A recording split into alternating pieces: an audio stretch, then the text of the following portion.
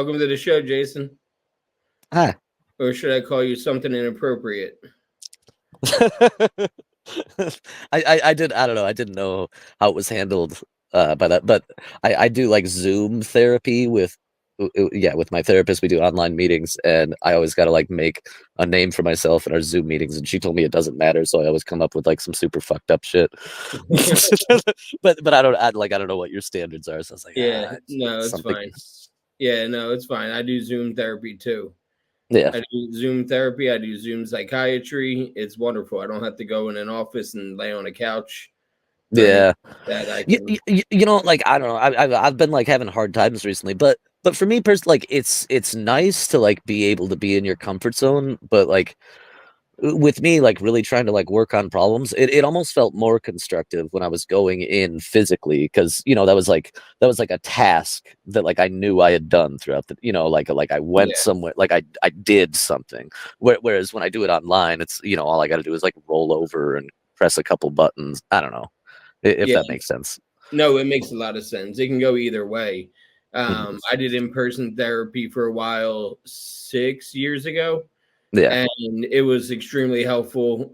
Sitting facing the person you're talking to, talking Right. back and forth. It's a different kind of feeling than, like you said, you can roll out of bed, or you can even stay in bed, and Right. Right. you know what I mean. I can lay back in my recliner, and talk to Yeah. the therapist. I can And stand outside and smoke a cigarette while I'm talking. right. And well, and I feel like there are benefits to that. It's nice to be able to be in your comfort zone and like not have to be like in this clinical setting and whatnot. But something about like being in that clinical situation, like it makes it feel more like I don't know, not legitimate, but like it's like, okay, I'm definitely fucking here. I'm not just Yeah. talking to somebody. I'm like at the therapist's It, office.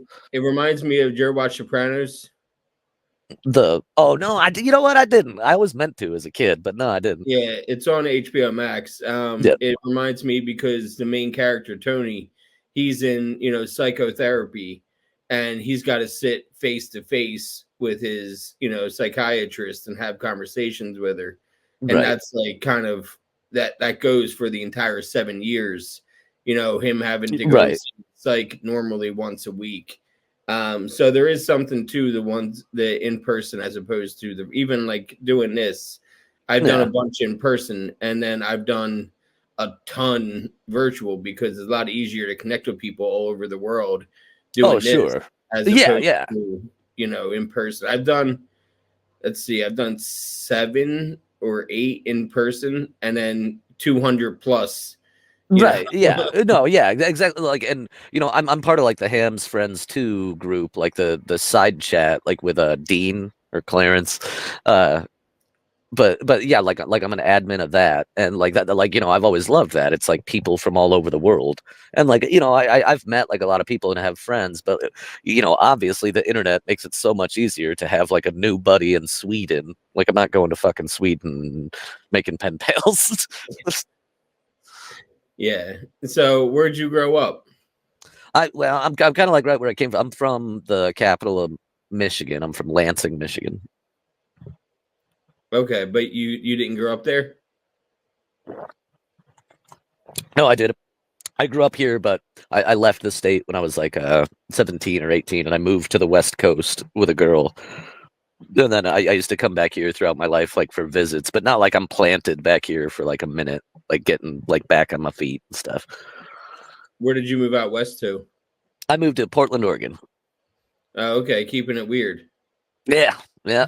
I don't know. It was cool. Like I had so much more fun when I went back to Portland, Oregon, when I was traveling, like on the streets. But like when I lived there, we just like lived across the street from a mall, and we were like 18 and in love, just working like shitty, like entry level position jobs, and yeah, I don't know. It just sucked. We were like quote unquote following our dreams, but like after a year, we were like, this sucks, and then we moved into our car and started traveling the country. Now, so were you? When did you discover drugs or alcohol? How old were you? Uh, I don't know. I guess like mid teenage years, probably around like 14, 15, 16.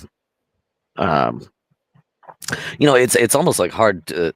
Yeah, I have an older brother, and he was like a bit of a drinker. I remember like he gave me his first beer, but like that, that doesn't like stand out.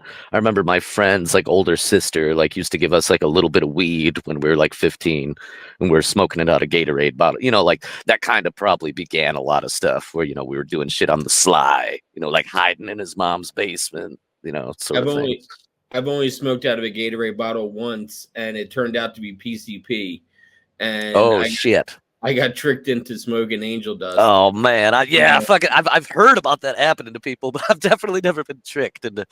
it's PCP is one of the few things I haven't done actually. well. Have you done acid?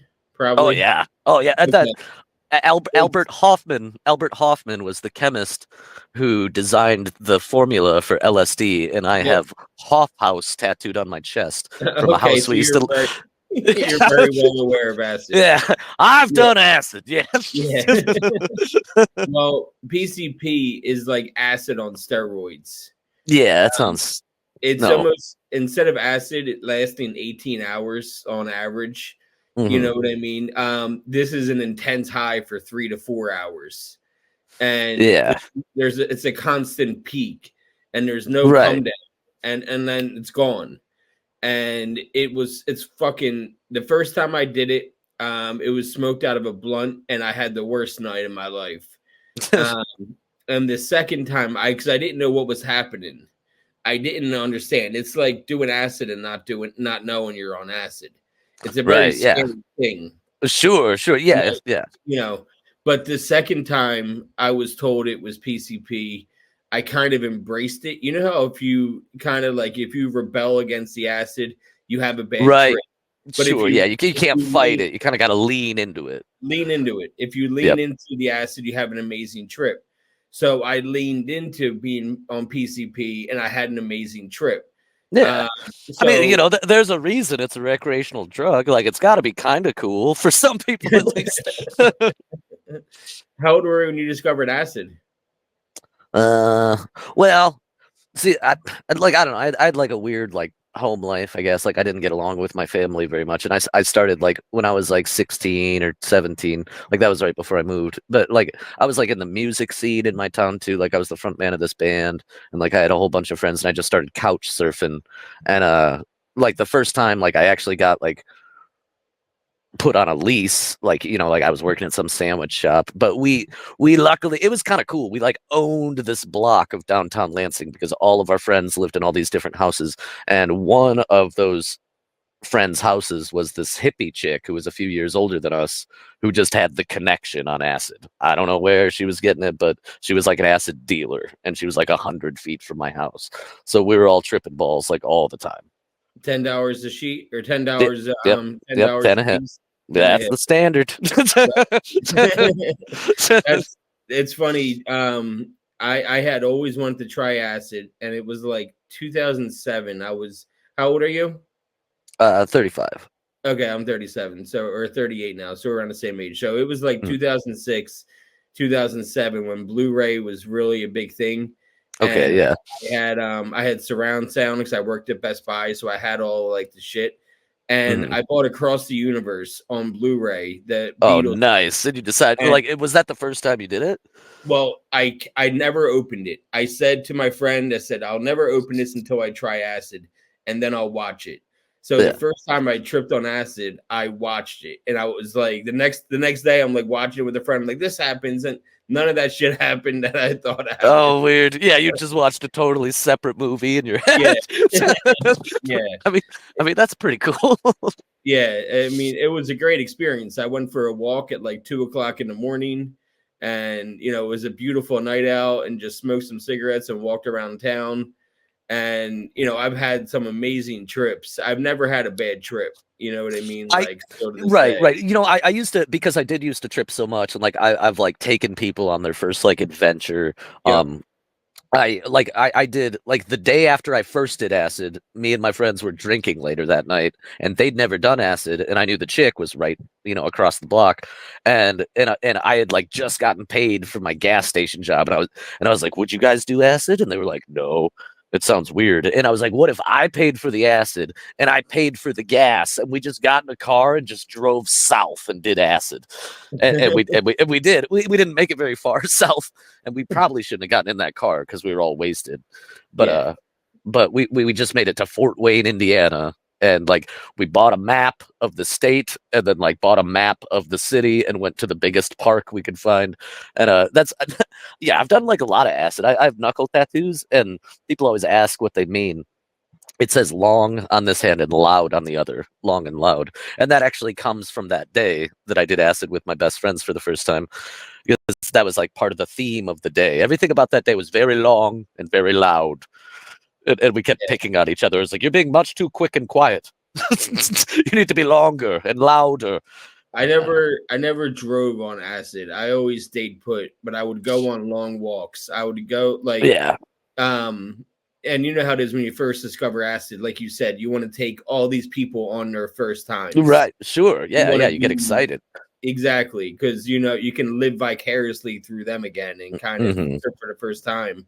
And I remember I tripped like twice in my apartment, and then I had this friend that went to school in the middle of nowhere in Virginia, and so I brought 8 hits with me, 2 for her and 6 for me, and Whoa. because you know how the tolerance goes, you know, Right. Sure. Sure. and Especially I if you're wanted doing to it frequently. yeah, exactly. I had been doing it a bunch that month. So I brought her with me and I gave her 2 and I took 6. I took 3 and then I took 3 an hour later. Once the body high set in, I took 3 more. Yeah. Uh Just give it like that extra fucking that blast. yeah, Yep. exactly. And she did the same. She took 1 and then 1. Yeah. And we just walked around the mountains, and just like at one point we were like overlooking the highway, and we just like laid on the ground and watched the highway go by and all the cars go by and shit. We must have like I was like, listen, leave your cell phone at home.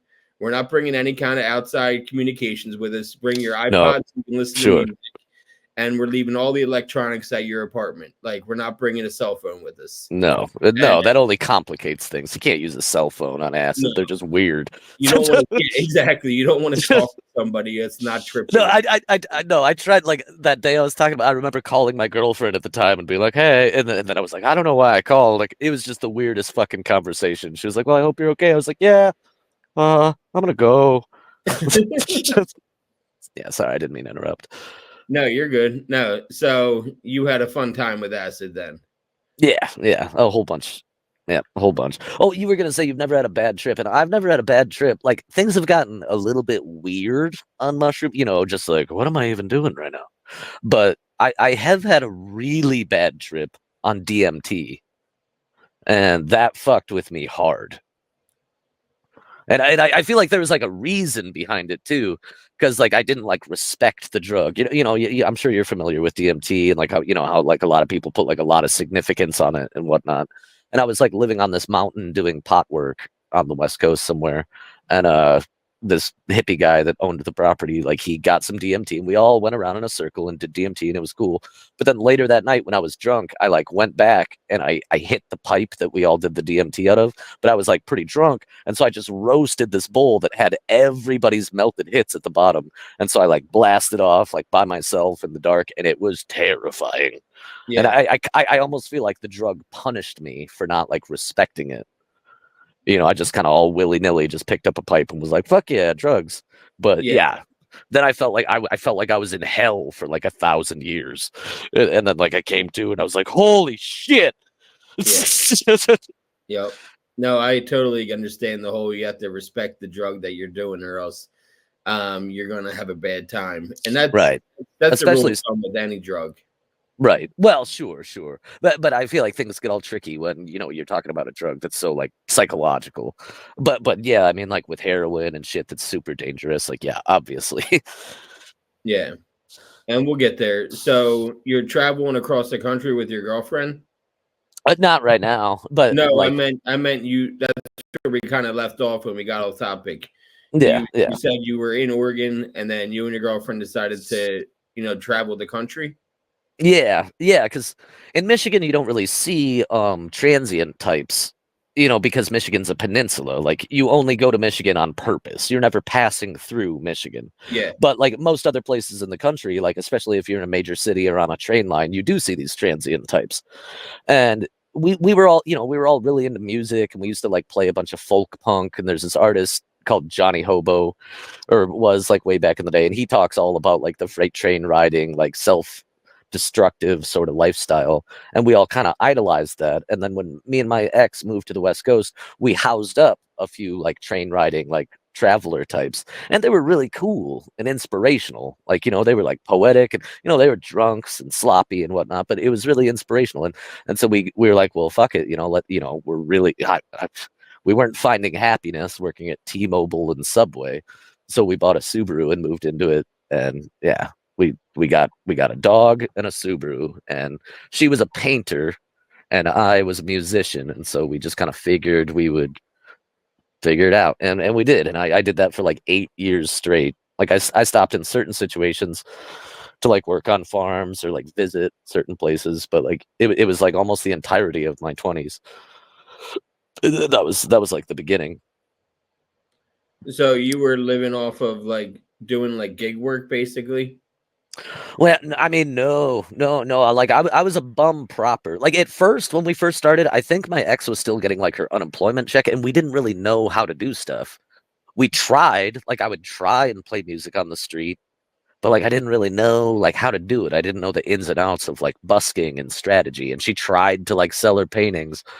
Um, but there was like a learning curve. But like after doing it for a few years, like we broke up like after a year, and then the car broke down, and then we broke up shortly after, and then I was just kind of in the middle of the desert and homeless, and I was like, well, but honestly, like how I made a living was much more so asking, like flying signs or hanging outside of a gas station and being like, hey, can you spare a little bit of change? And yeah, and a lot of people don't know, but did if you're flying a sign at an off ramp in a city, a lot of times you are literally making as much money as a doctor. So you were making a good living doing that then? I mean, yeah, it was just for like booze and smokes and to, a hotel or to get to the next town. But like, yeah, like, if you have like a funny ass sign and you have like a good demeanor, like you can easily pull like $100 an hour, just with Yeah. pee in your pants and some beat up shoes.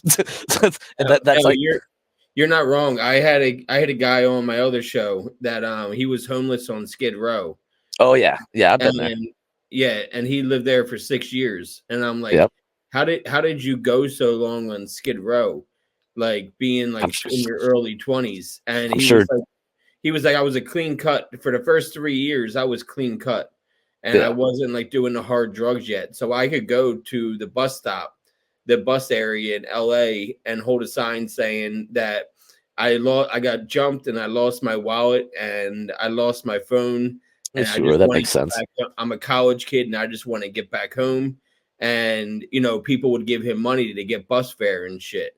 And Yeah. then he would go buy meth and then get Yeah. high and then come back until he made enough money to leave again to go get high, and he would just go That's back and forth on his bike. yeah, that's what most people, I mean, fuck, like, like even before, like me and my friends were like drug addicts, like same thing. It's you're just making enough for like the next round of booze, and then yeah, yeah, exactly. You're just getting the shit that tantalizes you. So you Because were yeah, homeless all over the country then. oh yeah, yeah. Me and my dog who passed last year, we like I counted one time, and it's 40 plus 40 something states, and like that was all like living out of cars or hitchhiking or freight trains too. I traveled for a long time before I ever tried freight trains, because I always heard that you should do it with someone that knows what they're doing first, so I kind of put it off. Like I hitchhiked and lived out of cars for like a couple years, whereas a lot of my friends, like the second they hit the road, they were like getting on a train, don't care where it's going.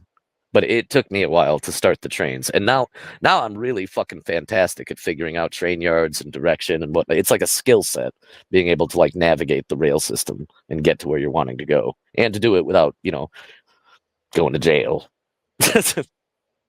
So you were one of those, homeless people that were able to hop on a train and just go wherever it's going to stop again. Yep. Yep. And because I had a dog, I had a shepherd mix because a lot of people think about like, you there's a difference. You either catch it when it's sided out or you catch it on the fly. And to be honest, if you're worried about like getting in trouble with the law, catching it on the fly is smarter when it's just starting to like go, so it's slow moving. But I had an 80-pound fucking dog, so I always had to get on it when it was fully stopped. Like I was never gonna put him at risk trying to like run with him on my shoulder. Yeah. Yeah, that would have been really hard. 80 pound Well, dog. yeah, I know. Well, a lot of people would meet me and they'd be like, "How the fuck do you get that dog on a train?" And we had like this system. I would like reach under his belly and like grab his collar with one arm and just hoist him up, and he would just plop right onto one shoulder, just ever so perfectly. And from there, he would jump onto whatever we were getting on. Yeah. Yeah, he would get used to it. Um Yeah, so did you also have that dog when you were holding up a sign yeah, oh yeah. and asking for like dog food and shit? You never. That is a prince. You never fucking ask for dog food because like as to whether or not you take care of your dog or as to whether or not your dog is well taken care of as a homeless person is always like a big point of interest to, well-to-do people. They're like, oh, how you're homeless and you have a dog? Like, that's ridiculous. So you never use your dog as like part of the, leverage to get what you want or whatever. You never Okay. fucking ask. No, there are certain like codes of conduct, and like I did it for a long time, and like I met a lot of people, and it was cute. Like the world is smaller than you think too, because you run into the same people. I remember I put all these people on their first train on the West Coast, and then they went to New Orleans, and they asked the people on the street there if they'd ever met a guy named Jay, and they told me later they were like, "Everyone here knows you. You're like homeless famous," and it's just because I did it for so long. You meet the same people in different cities. Yeah. Yeah, that's I don't know if it's a cool thing to be homeless. I mean, I don't know. I was like a pretty ridiculous younger person, like with the black. I don't know. Yeah, I did all sorts of like silly things. Like I wasn't like a typical like traveler where they just like fist fight and ask for spare change. Like I don't know. I used to like find weird clothes in the dumpster and dress in costume. I always considered myself a heckler. That was what I really liked. I didn't like to sit on the sidewalk and ask for money. I like to sit on the sidewalk and just fuck with people. and that would make you a little bit of money. It was all like in good fun. Like I would there's always a line. You never want to like hurt someone's feelings or like threaten them, but just disrupting their day with nonsense. Yeah. No, that You know, makes sense.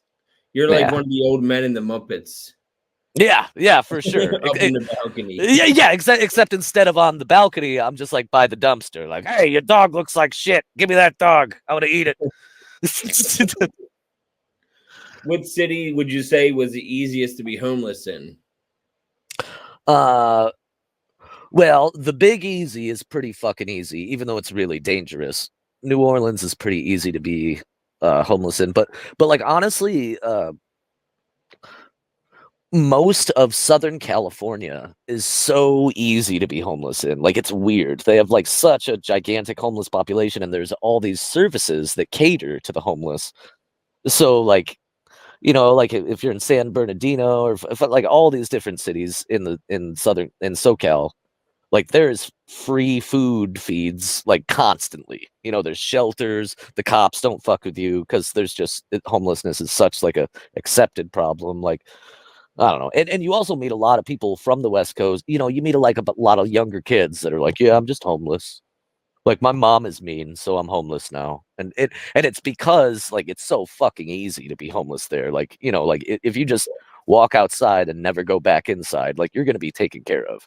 Yeah, I know a guy who was from Connecticut and he was homeless in Connecticut and he was offered a rehab in Anaheim and they Okay. offered to fly him out to Anaheim for rehab, but he stayed for like 4 days and then he left to be and made his way up to LA. And because he said it's a lot easier to be homeless in Southern California than it is to be homeless in Connecticut.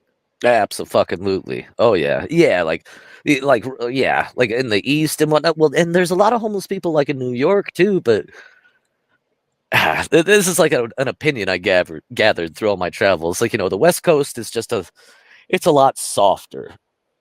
Whereas the East Coast, like, there's a lot of homeless people there, but the East Coast isn't making it easy for them. They're just a bunch of tough motherfuckers. They're just like, Yeah, whatever, I sleep in the snow. I don't give a shit. yeah, I got enough heroin to kill a football team. Like, I don't need a blanket. yeah. No, it's the truth. I grew up right outside of Philly, Yeah. and so I grew up 15 minutes from Kensington, Hmm. where it's all homeless and they're all drug addicts Yeah. and they're all addicted to heroin, or not even heroin anymore. They're all Yeah. addicted to Now it's meth. Yeah. no, it's fentanyl. Oh, well, sure. Yeah. It's That's funny. In my mind, I still consider fentanyl heroin because well, the but thing is, in I, in that area, there's no heroin left. that It's sucks. That's, There's no heroin left in that area. It's fentanyl and xylazine, which is horse tranquilizer. So yeah, xylazine is horse tranquilizer, and these people in Philly are using horse tranquilizer, xylazine, and they're mixing it with fentanyl, mixing it with meth. And I've had a bunch of people on from Kensington, and their skin starts eating away at itself, oh, and yeah. you can almost see bone sometimes because the skin is Dude, the last time I went to jail, I was in a two-man cell like over the weekend, and the guy next to me, it sucked. That I've been to jail so many times, and for like some longer stints, but that weekend was probably my worst fucking experience because I was next to this guy who was going through withdrawals, and yeah, his forearms were just open holes. Like you could see his fucking musculature and tendons, and it was like, oh my God. And you could like smell it and I had to like fucking try and like sleep while all hung over like 3 feet away from this guy who was just like, oh, like heroin withdrawals aren't no joke. And yeah, he was going through them all week. Yeah, that fucking sucked. But the shit it does to your body like that. Of course you would think that would make someone want to stop, but that's not how addiction works. But yeah, it was horrifying to see. yeah. When did you get introduced to heroin? How old were you? Uh, I was in my younger, well, I guess it was. I can't remember if it was before I started traveling or not. But like I said, we owned this block downtown. I had like a lot of friends downtown. I used to be able to stay wherever I wanted. And like a couple of our good friends discovered boy. And I remember my friend Johnny like gave me a hit one time. And like I remember we went to a party and I'm like a pretty open-minded, accepting person. And I found them all like needling up in a weird random bedroom. And I was like, let me try. And yeah, I remember like I don't know. I barely remember that, but I guess I like laid in the street, put my head on the curb, and was just like, I feel so great. But it didn't really start until after I was traveling and I went to Cincinnati and I met this random fucking dude who was like walking around cutting people's lawns with this lawnmower that he'd stolen. And his whole thing was he just cut lawns and did heroin. And I guess he was lonely because he probably fucked everybody over, but like he wanted me to like hang out with him and like he wanted to like share his heroin with me. And so like I hung out with this guy for like a week and yeah, was just doing a bunch of heroin with him and it was great, obviously, endorphin release. You can't really argue with the amount of serotonin you get from a drug like that. So it was fun. Yeah, Um yeah. but I was an opioid user myself. yeah, So in 10 years, I didn't do heroin at all. I was white collar. I could afford my pills every day. I was a right. high functioning addict, and I could afford perk 30s. And Hell yeah. I would do them 8 to 10 a day for a Yeah. decade, and still hold down a job and be able to afford doing that. So Well, I mean, fuck yeah, if you got the subscription and you got the money, like, I feel like being functional like is possible, but yeah, with heroin it almost never is because like all of your time is spent making enough money. yeah, yeah. I knew somebody that I worked with that would always do heroin. Yeah. And there was one day I was withdrawing really bad, and I was working at Best Buy, and we sold TVs together. And he was like, "Dude, you're going through it right now." I was like, "I know." Like, obviously, I'm Yeah. sweating. Yep, Like, yep, yep. me, and I was like, "I can't get my dealer to come out here." I'm trying to get my deal because I can't like leave and meet my dealer. You know what I mean? Right. But I Yeah. would Not in the middle always, of your shift. yeah. So I would have him come to me and have him looking at TVs, and we Oh god. exchange money and shit like that. And he would leave, and I would go get high in the bathroom. Um, and this one day I couldn't get him to come out to me, and this dude said to me like, "I'll give you a line, so you can feel better." And I was like, you know what? Yeah, let's do that. And then I got a text message from my dude saying, "Hey, I'm on the way." Fuck. And I was like, "Oh my god, that's." I was like, "Never mind on that. My dude's on the way." And so I knew if I would have done that one line, I never would have touched a pill again. Yeah. Oh yeah. You think that would have been the beginning of Yeah, yeah. as soon as I would have crossed that line, I Yeah. would then be saying to this dude, "Well, get me some next time you go. Get me some. Where do Right, you right. go?" Yeah, actually, here's some money for on top of it. Like that should Yeah, yeah. Well, yeah, honestly, for what it's worth, I'm really proud of you. Like in that, like that's crazy to me. Like someone who's jonesing and to be offered like, here, this will make you feel better. Because like in my mind, if someone was like, well, I'll give you a line. Like if I was really, you know, fiending or whatever, and someone offered me a line of something that would, I'd be like, oh fuck yeah, you're like Saint Peter. You are so cool. We are in love now. yeah. Yeah, I was about to, and I still remember his name. And I'm not gonna say, I don't like to say names on here, but yeah, he definitely was looking out for me in my best interests at that point as a friend, Right. Right, you know. right. Well, But yeah, yeah, and other people would argue like, "Oh, he was a bad person for offering you this," but bullshit, because we both know what it feels like to be like shaking and sweating, and like, no, what a kind-hearted person does is they yeah, help that person, yeah, you know. your stomach is all in knots. You feel like you have the flu and you're trying to work. I got to Yeah, talk to customers all day, and looking like this, like yeah, like good fucking luck. Yeah, yeah, and like yeah, I work construction now, and like I still fuck myself up. Like I'm like pretty drug free now. I just smoke weed, but like yeah, I'll still fuck myself up with drinking, and it's like man, I can't go build buildings when I feel like I'm gonna like shit and scream and puke like all at the same time. Like that's I used to drink a lot before work, like since I've been working, just to like get you got to like the hair of the dog type situation, but it became horrible.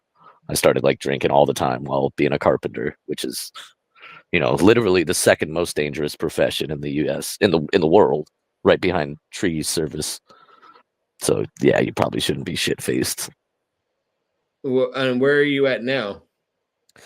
Right now, I'm where I came from. I'm in Lansing, Michigan, and I totally live at my folks' place. Well, just my folk, because when I got here, it was like at the end of like a really fucked up relationship. I lived in Cincinnati for 3 years, just like a year ago, and I was with this chick that I've known forever, and she has a kid. It's not my kid, but her kid calls me dad, and like that all fell apart, and it was real sad. And my drinking got even way worse, and then I went from that situation because I didn't have anywhere to go after we broke up. So I moved back in with my folks, and my father was currently dying, like when I moved back in, and he passed like a couple months ago. But yeah, this year has just sucked, and No, I'm at my mom's house now. That's no, I that's get the it. answer.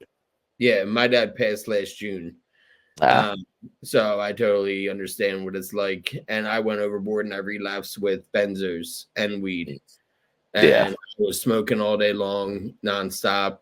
yeah, Didn't matter what time of the day I was hitting my bowl or hitting my bong.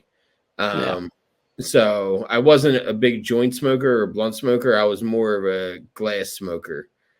Yeah, Um, well, me too. You can control your amounts. Like I'm kind of like a lightweight. I still smoke weed like pretty much every day, but I just take like a hit or two. Like if I were to roll a doobie, that'd be stupid because I'd put it out like immediately. yeah, yeah, but I was smoking all day. I Right. wasn't like taking a hit or two. I was Fair. definitely smoking to numb my feelings, Yeah. and then I was snorting my Valium, Yeah. and which you shouldn't do. I mean, You shouldn't. I'm not yeah, saying you can't. yeah. No, yeah, I know, I know. Dude, Yeah, when I was a teenager, I moved in with my sister and I Googled the pills that she had laying around. And for some reason, my sister and her husband had an unlimited supply of Valium and Viagra. Identifier.com. I lived on that shit Yep, yep, yep, because with Perk 30s, with Roxy 30s, yeah, I always wanted to make sure they were legitimate before I wanted to make sure, sure that what I was buying wasn't fucking like Aleve, because right, Aleve is yeah, small and blue too. sure, So I gotcha, would always run that like if I was buying off somebody new, I'd be like, well, what are the imprints on the pill? right, And they would send me a picture, and I would pill identifier. Okay, the 30 milligram Roxy. Okay, you got a deal. Let's meet up. And I would always do that if I was meeting somebody new because I didn't trust this well, new person yet. I mean, yeah, you know as well as dude, fucking drug dealers be sharky. Like that, that's not a fair game out there. Like everything's fucking cut and faked, and everybody's I getting got ripped off. I got beat once and for a leave, and I was like, that's never gonna happen again. Like I just paid $100 for a leave pills that you could buy at the pharmacy for $8. Yeah.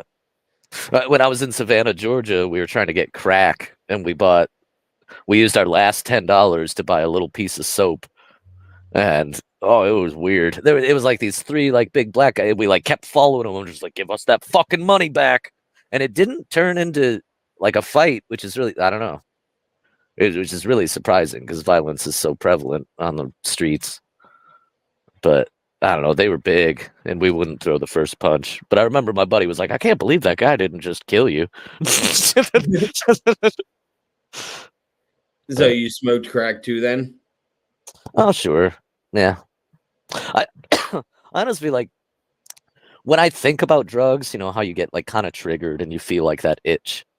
Um, I feel like crack is honestly like worse than like opiates. Like, yeah, opiates feel good, but like if I like watch someone like hit a stem of crack, like I can like feel it in my bones. I'm like, ooh, I want that feeling real bad. But the whole time I was traveling and stuff, I really never caught the hook, and I was proud of that. Like I was really proud of the fact that I was able to do heroin like a handful of times in this city, and then that's the thing. You don't become an addict because then you just leave town. So you don't have like those patterns and like those permanents. Like, well, all I got to do is go to the TGI Fridays, look for that Jesse fella. So but like I would do things on and off, like I would smoke crack and do heroin and do a little bit of meth, and I would play with all these things. um And then you leave. yeah, yeah, yeah, and I knew I was playing with fire, but like at the time I had like a high opinion of myself. I felt like I was capable of doing that, and it eventually didn't work out. But it wasn't until I stopped traveling that I really caught the hook. Well, when Because you when were I in Cincinnati. Well, no, when I stopped traveling, I worked at this greenhouse and I became a greenhouse manager. And I was also staying with my folks then. And I met up with this chick who like I used to know from the music scene, and she was like always this super duper cute little punk rock girl. And she like kind of told me she had a drug problem. And I was like, oh, I know all about drugs. Like maybe I can help. That's not the way that fucking works. So instead, me going to try and help ended up just being, I just ended up dating her and like doing heroin like every day. And that's what it finally got me. But yeah, a pretty girl had to be involved. Like that was the whole fucking catalyst to the situation. I was like, oh,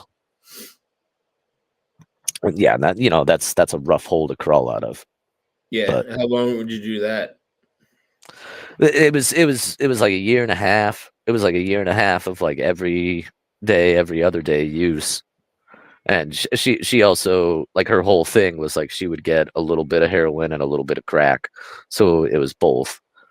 And yeah, she was like living at her dad's house, and I would just stay over there all the time. And yeah, I don't know, that was like a really ugly situation, and I'm really sad about like how much I contributed to the problem. But yeah, I don't know. I eventually like had to break up with her because I realized like how far down I was going, and I really wanted to address it, but I also recognized like that she was not going to address it. This was kind of who she was, and so like I had to get away from her. And then yeah, Yeah, you gotta do Yeah, what you gotta do sometimes. for sure. Yeah, for sure. And yeah, you don't want to drown just because you're trying to save someone else, you know. I feel like it is a difficult fucking thing in life when you realize like, oh my gosh, if I keep swimming lower to try and save them, I'm going to die. And it's horrible when you have to make that decision like, nope, I got to go back up. Like, no. How long ago was that? That was, what was that, 3 and then a year? That was about 5 or 6 years ago. Was that the Yeah. last time you did heroin? No, no, I had one of my best friends visit me here, and like him and his buddy like slept in my mom's yard. But like the second they got here, they're like, "Jay, you want to do some heroin?"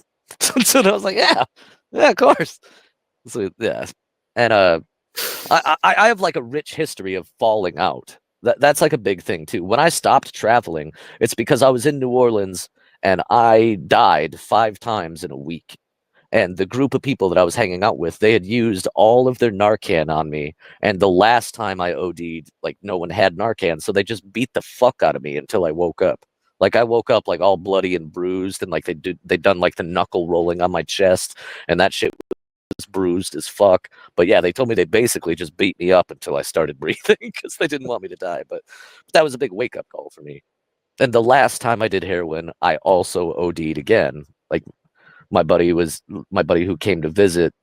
I made him drive my car because I was drunk, but we went to Detroit where he knew to like get some, and then he like loaded me up a shot, and I died in my own passenger seat. And yeah, me heroin really doesn't get along with my body. Yeah, I would say that for a lot of people. Well, fair, fair. I've lost so many people to like ODs and stuff, like really, really close friends. And it's just crazy to me, you know, because none of those people got to have as many second chances as I did, you know. Yeah, that makes sense. I mean, you've had second, third, fourth, fifth chances. Right, right. You're And like lucky that all Narcan was even around at that time. yeah, no shit. And like that week, like all of that in 1 week, like that shit's unheard of, you know. Do That's you think it was fentanyl or that was going around at that point? I mean, I don't know. It was New Orleans. It was like quite a while ago. I mean, probably. But I think my biggest problem is that I've always been a drinker. And so I would like come back to the squad and I would basically be blacked out, but I didn't seem like it. You know, like I would still be acting like pretty on top of my functionality. And so my buddy who was like really into it would be like, well, you want a shot or whatever? And he wouldn't realize that my bloodstream was just chocked full of alcohol, you know, and you can't obviously mix the two. And I feel like that was the big problem is that I kind of conduct myself well while I'm drinking. And so, yeah, the heroin plus the alcohol mixing in my body just instant. Yeah, that makes a lot of sense. And I didn't even think about that because I know Right. I barely drank. The only time I drank on opiates was, and I was a big drinker. I started drinking when I was 11, Mm-hmm. Oh, and damn. That's real young. I started drinking alcoholically when I was 12. Mm-hmm. And I drank for until I was 22, and I didn't drink much in my 20s. I Mm-hmm. presented. There was one year I lived in North Carolina, and I drank a lot in that year, and that's because I couldn't get pills, but I could get a lot of cocaine. Yeah. So I drank and did a lot of coke that year. Yeah. Everybody that does coke drink, you got to balance that shit out. You can't do coke sober. Yeah, that's no I don't want to be in someone's guest bedroom just chewing on my own teeth for 3 yeah, hours. no, that's no fun. But yeah, they go hand in hand. If you do coke, then you drink. I mean, Yeah. it goes hand in hand. Yeah, you gotta kind of. So I was never a big drinker in my 20s though, besides that, because I was doing opiates every day. And the only times I Right. would drink was at family functions. I would like nurse a twisted tea Right. and Just to have something. and make it look like, and this way I could be high and people Right. would just think, oh, he's just drunk. Oh yeah, trust. Yeah, I know all the tricks of the trade. Like, Yep. I don't know. When I first started settling, like I would always like bring a pint to every family like get together, and then like yeah, I would have like one of their offered beers, But really, I'd be getting fucking drunk. But Yeah. it's just like yeah, well, it's just because everybody's having a beer, so it's okay. Yeah. Yeah. Oh, I'm glad to see you're not on the road anymore and you're kind of staying put. Are you working today? Like No, not today, but I mean, are you working like these days? right. No, no. I'm like in like a weird in between spot. And honestly, I've been like on my ass, fucking like I've put it off for too long. I used to have legitimate reasons, but that breakup that happened, and it's been almost a year. But like I don't know, the whole chick with the kids, like sorry, that was like an abusive relationship. Like she used to get really physical, and like a lot. Like I've talked to a lot of people about that. Like that relationship sucked. Like about as bad as a relationship can possibly suck. And I left, and but that threw me through like a whole tailspin. Like I had my entire family and future and life like taken away by these circumstances, and then I immediately moved in with my dying father, and so I moved from that to dealing with crazy dementia ridden dad and trying to like stop him from screaming in the living room, and then he died. So like yeah, this year's just been fucked. But no, I'm not currently working. I'm still in good standing. I'm a union carpenter and I'm still like a union member, but I haven't gotten back to work yet because I don't know. Like this year has just kicked my fucking ass. Like I'm like 30 or 40 pounds heavier than I ever have been in my life. And I just, especially with substance abuse and whatnot, like I've been really weary to get back to work. And then like, well, should I get back to work? Because what if I'll just get drunk at work and I'm just going to tarnish something like I've been like working on myself a whole bunch. Like I joined therapy for the first time. I've always wanted to be in therapy, and I did that for the first time. And I've got a subscription to like some pills. Like I've been trying to do all of this self work, but it's a point of shame that I'm not working because obviously this Western society, and like I'm a blue collar guy. Like I should be working. I should be making money. But I've totally just been depressed as fuck for like the last year and dealing with a bunch of stuff and yeah, kind of let myself down. Well, at least you got back into. At least you got into therapy. I mean, Right. Yeah, and I consider that I obviously that's progress, and it might even be more significant than continuing to like make money or whatever. But it's just hard to value that when like you got these different like voices and entities in your life that are just like you gotta just get back to work. That's all that matters. You know. yeah, work's And so not everything. right. Yeah. And like I've been put through the ringer and I know my mental health has been shit. And I know that like if I get a job somewhere, like I'm just gonna fail, because shit's been so crazy. But yeah, I try and pat myself on the back for, accomplishing things like in other lights. What And is then one thing? What is well one thing you learned from therapy? uh I don't know. Uh well, I guess one thing that I learned from therapy is that I have never given myself enough credit as far as the things that I've been through. I kind of just have brushed them under the rug, like, well, life sucks, but it continues. But I know, like that's a thing. My therapist has talked to me a lot about, like, just like random memories and circumstances that I can bring up, like off the cusp without much trouble. And she's like, do you have any idea like how traumatizing that event was like that you just shared with me, like all of these things you're sharing with me, they are like life changing traumatic events, and you're not above that just because you have this understanding that life sucks and moves on. And yeah, I feel like that's something that I never gave myself like enough credit, like with all the fucked up shit that like I've been through, like oh like like maybe those things shouldn't be like pushed under the rug and just you kind of just move on and persevere. Like maybe you really need to like look those things in the eyes and like recognize that like that changed like the course of my mind and the course of my life, like and to get like to recognize that rather than be like, oh well, plenty of other people have it worse, so no big deal, whatever.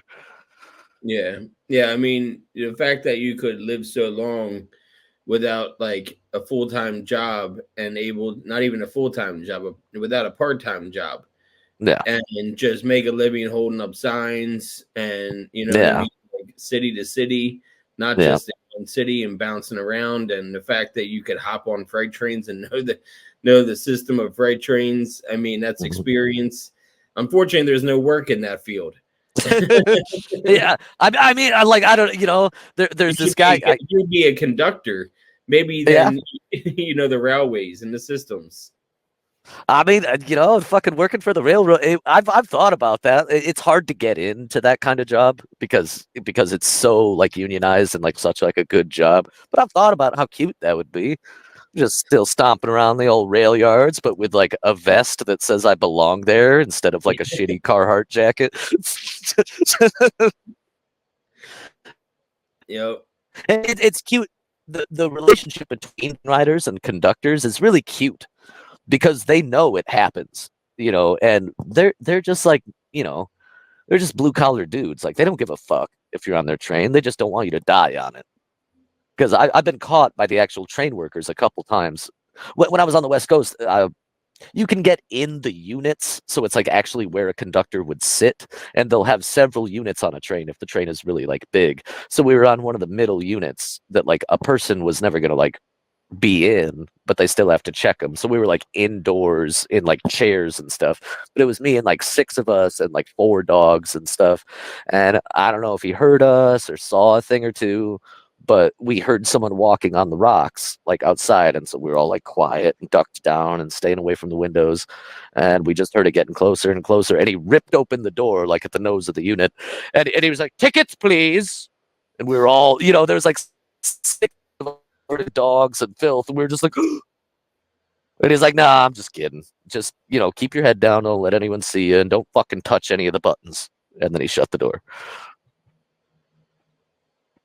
I don't See. know. Yeah. Well, that's not. I mean, it is cool. I find it endearing.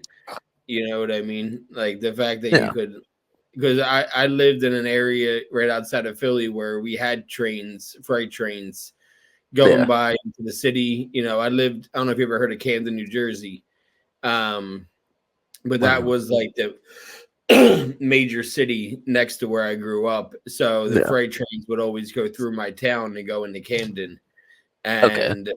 And so there was my street was right by the railroad tracks. So I would Yeah. always see the freight trains go by that were graffiti on the side and all that kind of shit. Hmm. And always see them go by 2 or 3 times a day. So the fact that you could live and jump freight trains and be able to live homeless for years, it's almost endearing. Like I look up to I that.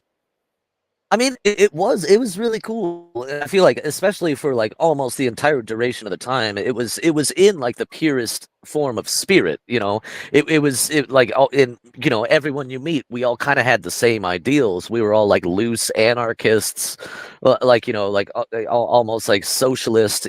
Because like when you're on the streets, like communal living is like a huge thing. Like I get one bite of this cheeseburger, you get one bite of this cheeseburger, he gets one bite of this cheese. Sharing is fucking huge. And it all came from like a rejection of this capitalist life that we were born into. It's just like, well, I don't want to like be like a wage slave and never discover happiness and like die frustrated like I somehow missed the show just like our parents before us. It was all about like trying to see what life was about without like the restrictions of you know rent.